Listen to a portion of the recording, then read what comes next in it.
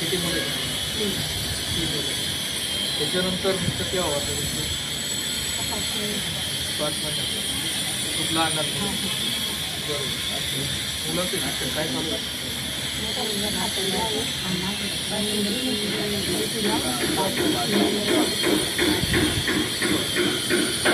संस्थेने त्यांच्या शिक्षणाची जबाबदारी आपल्याला शैक्षणिक त्यांचं जे काही कागदपत्र असेल, आधार कार्ड असेल, त्याच्यानंतर मार्कशीट असेल, बोनाफाईड असेल, संस्थेच्या ऑफिसमधून जमा करा, जेणेकरून भविष्यात त्यांचे काही शाळा कॉलेजांची फी असेल आणि सवलती असतील अशामध्ये त्यांना आम्ही बेनिफिट देणार 100% आपल्या संस्थेतून प्रयत्न करू.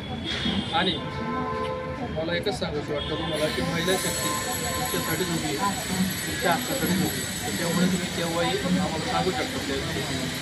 साहेबांना तुम्ही काय आशीर्वाद देणार, त्यांच्या वरिष्ठांना काय आशीर्वाद देणार? ठीक आहे, एक सही करायची तुमच्या नावावर.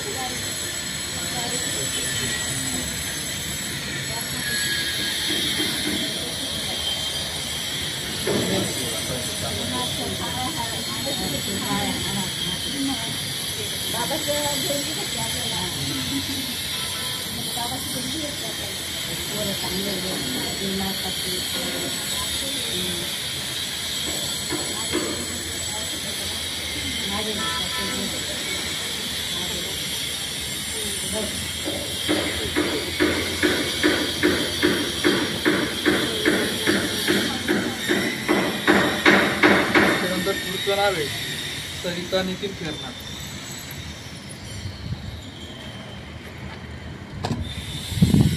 काही पेन्शन दिली तुम्हाला कसं वाटतं? चांगलं वाटतं. विचारणावर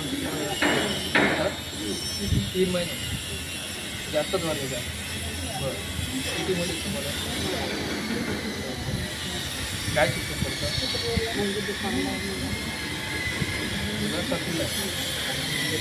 BComला.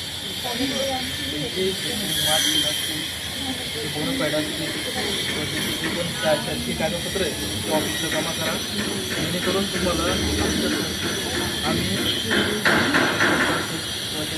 कोणाला वॅक्सिनेशनमध्ये जे आमच्या संस्थेमध्ये झाल्या त्यामुळे त्यांना स्वतः इंटर रेकॉर्ड कार्यक्रम करण्याचा प्रयत्न करतो. त्यामुळे एकतर तुमचा जे आज आधार तयार होईल असं आमच्याकडून एक अपेक्षा व्यक्त करतो. आणि मान्य जयस्वाल साहेब आणि मॅडम यांनी तुम्हाला वेगळी संधी आणून दिली त्याबद्दल काय म्हणतात? चांगलं वाटतं, कारण की हे राजकारण व्यासपीठ नाही. आम्ही अनेक वर्षापासून इथं काम करतो. असं आजपर्यंत पुण्यात कोणी घेऊन आलेलं नाही व त्या नेत्याला सुद्धा आम्ही उभं करत नाही का? कारण की हीच राजकारण नाही, ही राजकारणापलीकडची सेवा आहे. त्याच्यामुळे तुम्हाला जी म्हणजे नुसतं हेच नाही पेन्शन वाटप करणं आमचा हा धोरण नाही. तुम्हाला ज्या ज्या अडचणी येत असतील तुम्ही बिंदासपर्यंत तुम्ही महिला शक्ती कार्यालयाशी संपर्क साधू शकता. महिला शक्ती कार्यालय हेच कार्यालयाचं काम चालू आहे. तुमचं नाव